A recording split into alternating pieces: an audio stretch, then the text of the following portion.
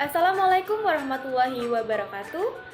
Saya Dinda Fiza Ofira dengan NIM 223141334 dari kelas 2 KI Mata Kuliah Pendidikan Pancasila dengan dosen pembimbing Bapak Dr. Hendra Wijaya, Sarjana Agama Magister Pendidikan Islam, Program Studi Pendidikan Guru Sekolah Dasar, Fakultas Keguruan dan Ilmu Pendidikan, Universitas PGRI Palembang.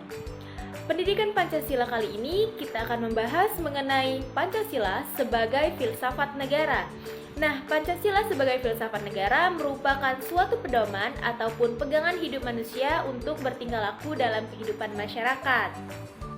Pancasila sebagai filsafat negara karena Pancasila ini mengandung pemikiran ataupun cara pandang suatu negara yang dituangkan dalam suatu sistem pemerintahan yang mencerminkan mengenai perilaku dan nilai-nilai moral Pancasila yang saling berhubungan. Sehingga Pancasila sebagai filsafat negara ini digunakan sebagai pedoman ataupun petunjuk kehidupan manusia dalam berperilaku di lingkungan masyarakat sehari-hari, baik itu di lingkungan maupun kehidupan berbangsa dan juga bernegara. Jadi, Pancasila sebagai filsafat ini pada hakikatnya untuk mencari kebenaran sesuatu yang akan terjadi, yaitu mengenai fakta-fakta yang ada dalam suatu negara dan juga cara pandang maupun pemikiran seorang warga negara terhadap negara tersebut. Jadi, filsafat negara ini juga mengandung 3 ideologi, yaitu mengenai dimensi ideologi, dimensi idealisme, realitas, dan juga fleksibilitas. Sehingga filsafat ini dijadikan sebagai tonggak acuan ataupun sebagai cara pemikiran ataupun cara pandang seseorang dalam menjalankan kehidupannya sehari-hari. Karena kita itu sebagai warga negara yang baik tentunya mempunyai dasar negara, filsafat negara ataupun suatu kepercayaan terhadap dasar-dasar maupun peraturan-peraturan yang telah diuji maupun hakikat kebenarannya itu telah diakui secara fakta. Nah, kita tahu bahwasanya filsafat negara ini sangatlah berhubungan dengan satu sama lain. Karena dari itu, maka kita akan membahas beberapa subtema yang akan kita bawakan pada materi kali ini. Yaitu yang pertama kita akan membedakan dulu apa itu ilmu, pengetahuan, dan juga filsafat. Nah, ketiga ini saling berkaitan dan berhubungan. Jadi kita akan bahas dulu satu demi satu. Yang pertama, kita akan membahas dulu mengenai pengetahuan. Pengetahuan adalah kesadaran ataupun pemahaman fakta tentang kebenaran atau informasi yang diperoleh mengenai suatu pengalaman ataupun pembelajaran, sehingga menjadi kepercayaan ataupun arah dalam membentuk suatu tindakan seseorang. Dalam pengertian lain, pengetahuan adalah berbagai gejala kejadian ataupun pengalaman yang telah dialami atau ditemui sehingga diperoleh manusia menggunakan akal pemikiran. Jadi pengamatan kita mengenai pengetahuan itu tentulah sangat digunakan karena pengetahuan ini ilmu ataupun segala sesuatu yang kita dapatkan melalui suatu pembelajaran. Nah, kemudian ada ilmu. Ilmu ini tentunya sangatlah berkaitan erat dengan pengetahuan tadi, dikarenakan ilmu ini merupakan suatu pengetahuan, aktivitas berpikir yang menjadi suatu sistematika secara terstruktur dan perilaku dengan metode ilmiah. Ilmu ini bersifat universal, jadi secara keseluruhan ataupun mencari kebenaran yang diungkapkan ilmu tidak dapat mengenai suatu kejadian tertentu saja, akan tetapi yaitu bersifat khusus. Ilmu ini juga bersifat universal karena kebenaran yang diungkapkan oleh ilmu ini tidak hanya mengenai suatu pemikiran saja, akan tetapi melainkan kebenaran tersebut berlaku secara umum. Jadi, sesuatu itu disebut ilmu karena di dalamnya itu terdapat pengetahuan tentang hal-hal yang mempermudah pekerjaan kita. Jadi ilmu ini tentunya telah diuji dan juga ilmu ini harus kita miliki sebagai pengetahuan dan juga sebagai cara kita untuk menjalani kehidupan kita secara lebih mudah lagi.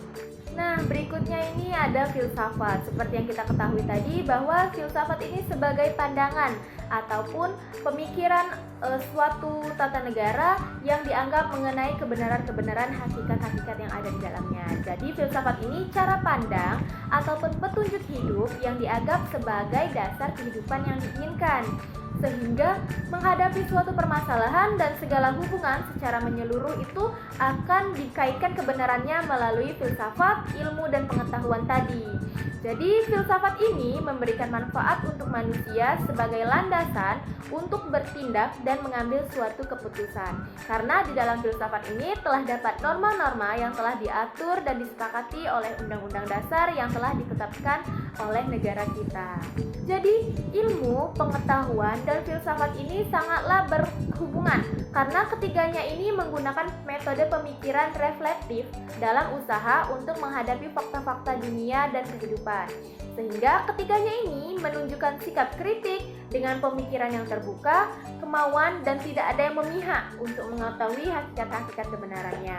Jadi ketiganya ini berkaitan ataupun saling berhubungan satu sama lain karena untuk menunjukkan suatu kebenaran tentang realitas yang ada di pemikiran ataupun suatu pengetahuan yang dialami secara nyata. Nah, jadi itulah mengapa antara pengetahuan, ilmu, dan filsafat itu sangatlah berhubungan dan mempunyai kaitan yang erat. Karena pada subtema yang kedua ini kita akan menjelaskan mengenai identifikasi ciri-ciri berpikir ilmiah filsafat.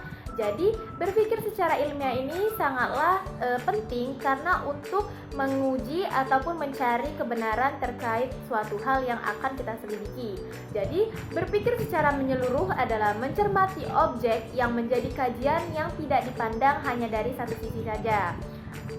Menurut dari buku yang dikutip yaitu tentang metodologi penelitian filsafat tahun 2002 karya Sudarto menyatakan beberapa ciri-ciri dari berpikir filsafat yaitu sebagai berikut. Nah, ciri-ciri yang pertama itu adanya metodis. Metodis ini menggunakan metode atau cara yang lazim untuk berpikir. Jadi segala sesuatu yang kita pikirkan itu tentunya harus ada perencanaan ataupun cara maupun segala hal-hal yang membuat kita mempunyai rasa kemanusiaan ataupun cara kita untuk mengungkapkan sesuatu hal. Yang kedua, secara sistematis, yaitu berpikir dalam suatu keterikatan antara unsur-unsur yang ada sehingga tersusun sebagai suatu pola pikir. Jadi sistematis ini secara terstruktur ataupun secara tersusun. Kemudian yang ketiga adanya sifat koheren. Tidak terjadi sesuatu yang bertentangan antara unsur-unsur yang ada. Jadi antara unsur yang satu dan unsur yang lainnya itu saling berkaitan. Kemudian adanya sifat rasional.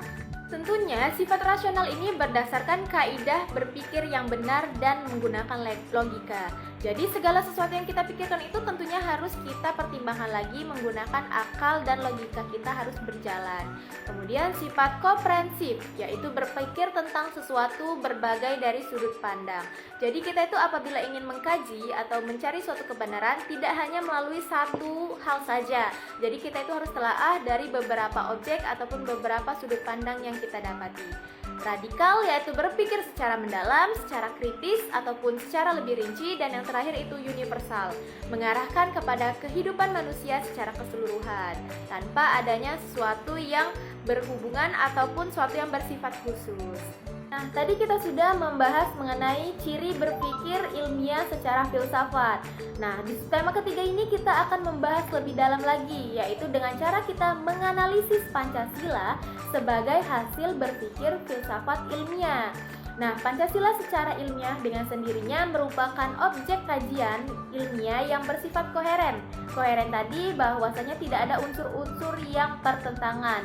Jadi di dalam sila-sila ini tentunya sangat berkaitan antara satu sama lain sehingga memiliki struktur yang sistematis, dan Pancasila ini merupakan kesatuan yang memiliki sifat sistematik.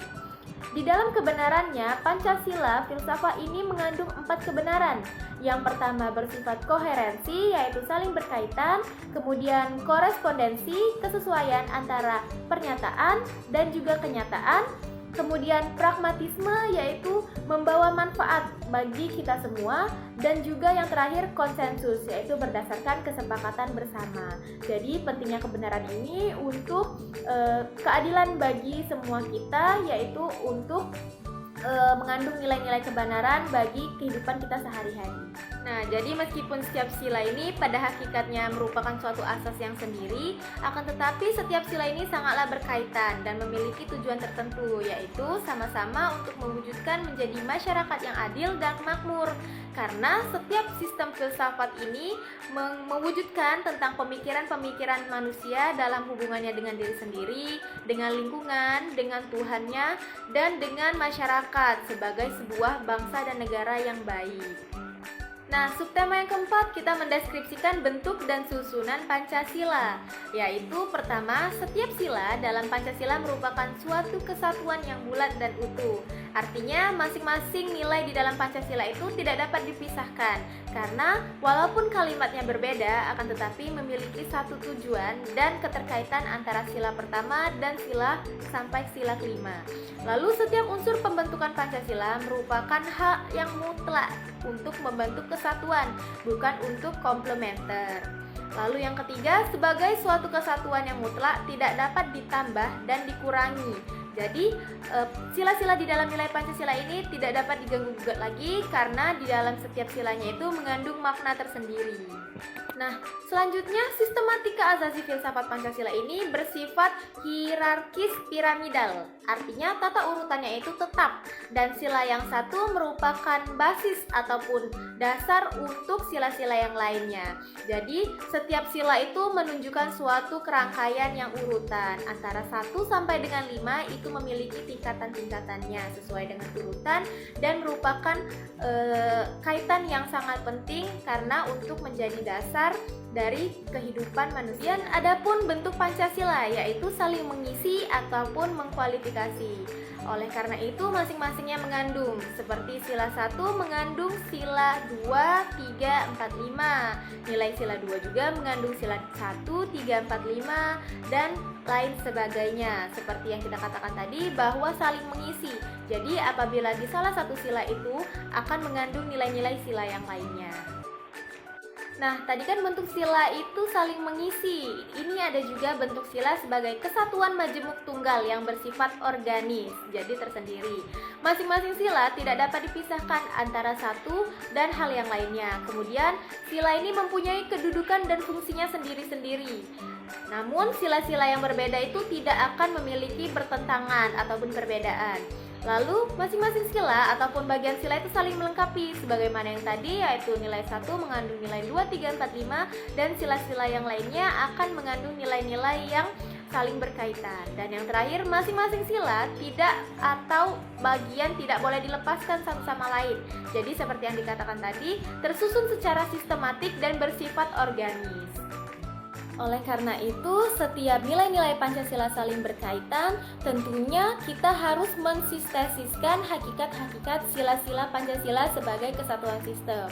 Sebelumnya kita harus tahu dulu apa itu mensintesiskan.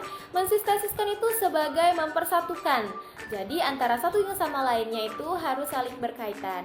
Hakikat Pancasila sebagai sistem filsafat adalah suatu kesatuan yang saling berkaitan, bahkan saling berkualifikasi atau mengisi seperti yang kita bilang tadi antara satu sila dengan sila yang lainnya hingga membentuk struktur yang menyeluruh dengan tujuan yang tertentu. Di dalam hakikat Pancasila tentunya mempunyai 3 aspek dasar. Yang pertama, dasar ontologis ataupun antropologis. Pancasila sebagai bidang filsafat mengkaji hal-hal hakikat keberadaan sesuatu sesuai dengan tata hubungan. Jadi mempunyai hak yang mutlak atau tidak monopluralis. Kemudian yang kedua, dasar epistemologis. Jadi Pancasila ini dilihat sebagai aspek yang memungkinkan tentang logika, etika, estetika, sebagaimana kita memperoleh kebenaran ilmiah dan kebaikan moral. Lalu yang ketiga, adanya dasar aksiologis, yaitu mengandung arti bahwa kita membahas tentang filsafat nilai-nilai Pancasila ini berdasarkan cara pandang ataupun pemikiran kita mengenai nilai-nilai tersebut dari nilai-nilai dasar yang instrumental dan juga bersifat praktis. Dari kelima subtema tadi, tentunya kita akan mengevaluasi bentuk dan susunan Pancasila yang bersifat hierarkis, piramidal, dan saling mengkualifikasi. Seperti yang telah kita bahas sebelumnya, bahwa kesatuan Pancasila ini bersifat majemuk, tunggal, yang saling mengisi dan saling mengkualifikasi. Maksudnya, setiap sila itu terkandung dalam nilai-nilai sila-silanya. Jadi yang pertama kita itu bersifat hierarkis piramidal, yang artinya bahwa sila-sila yang berada di posisi atas akan menjadi dasar terhadap sila yang posisi di bawahnya. Contohnya, sila 1 menjadi dasar untuk menjiwai sila-sila yang di bawah-bawahnya. Bersifat piramidal ini menggambarkan hubungan antara sila dan Pancasila itu saling berurutan. Jadi hal ini disusun bahwa bersifat kualitas dan juga sistematis, di mana tiap-tiap sila mempunyai tempat sendiri di dalam rangkaian susunan kesatuan sehingga tidak dapat dipindahkan. Sebagaimana contohnya itu Pancasila tidak dapat diubah dan tidak dapat ditambahkan. Nah, seperti yang ini kita lihat bahwa sila 5 dijiwai oleh 1, 2, 3, 4. Sila 4 dijiwai oleh nilai sila 1, 2, 3 dan menjiwai sila 5. Sila 3 dijiwai oleh sila 1 dan 2 dan menjiwai sila 4 dan juga 5. Sila 2 dijiwai oleh sila 1 dan menjiwai sila 3, 4, 5. Dan yang seperti kita katakan tadi bahwa sila yang pertama, sila yang berada di atas itu menjiwai sila-sila di bawahnya. Jadi kita sudah tahu bahwa Pancasila ini sebagai kesatuan nilai yang membawa implikasi bahwa setiap sila yang satu dengan sila yang lainnya saling mengkualifikasi, saling menjiwai ataupun saling mengisi. Hal ini berarti bahwa antara sila satu dengan yang lainnya saling memberikan kualitas dan memberi bobot isi. Seperti ketuhanan yang Maha Esa, yang berkemanusiaan yang adil dan beradab, berpersatuan Indonesia, berkerakyatan yang dipimpin oleh hikmah, kebijaksanaan dan permusyawaratan perwakilan, serta berkeadilan sosial bagi seluruh rakyat Indonesia yang berlaku seterusnya untuk sila-sila yang lainnya. Nah, dapat kita simpulkan pada materi kita pembahasan kita hari ini, kita membahas bahwasanya cerminan dari nilai-nilai Pancasila yang saling berhubungan tentunya digunakan sebagai pedoman ataupun petunjuk arah berperilaku kita dalam kehidupan berbangsa dan juga bernegara. Perbedaan ilmu, pengetahuan, dan filsafat ini bukanlah jadi masalah, akan tetapi kita gunakan sebagai keterkaitan untuk pembelajaran dan dipastikan secara ilmiah. Ilmu yang didapatkan ini tentunya kebenarannya telah didukung oleh fakta-fakta dan juga kejadian ataupun pengalaman yang telah kita dapatkan. Jadi sesuai dengan kita dapat bertindak dan berperilaku tersebut berdasarkan kenyataan. Kemudian ciri-ciri dari 3 aspek yang kita dapati tadi yaitu adanya aspek ontologis, adanya aspek aspek epistemologis dan juga aspek aksiologis. Dengan ciri-ciri berpikir yaitu secara filsafat menggunakan sifat metode, sistematis, koheren, rasional, radikal, dan juga universal. Jadi Pancasila ini sebagai perkembangan iptek juga dalam kehidupan kita. Pancasila ini saling menjiwai, dijiwai, saling mengisi, dan susunannya juga bersifat organis. Dan adanya hierarkis piramida itu menunjukkan bahwa setiap sila yang berada di posisi atas akan menjiwai sila-sila di bawahnya. Dan sila di bawahnya ini selalu dijiwai oleh nilai-nilai ketuhanan ataupun sila-sila yang berada di atasnya. Baik, selesai sudah materi kali ini yang kita bahas mengenai Pancasila sebagai dasar filsafat. Semoga materi yang kita bahas pada kesempatan kali ini menjadi manfaat dan berguna bagi kehidupan kita sebagai warga negara yang baik untuk mengkaji nilai-nilai kebenaran dan pandangan hidup kita mengenai pedoman dan hakikat yang ada dalam nilai-nilai Pancasila tersebut. Apabila ada kekurangan kata, saya memohon maaf. Kepada Allah saya memohon ampun. Lebih kurangnya saya ucapkan terima kasih. Wassalamualaikum warahmatullahi wabarakatuh.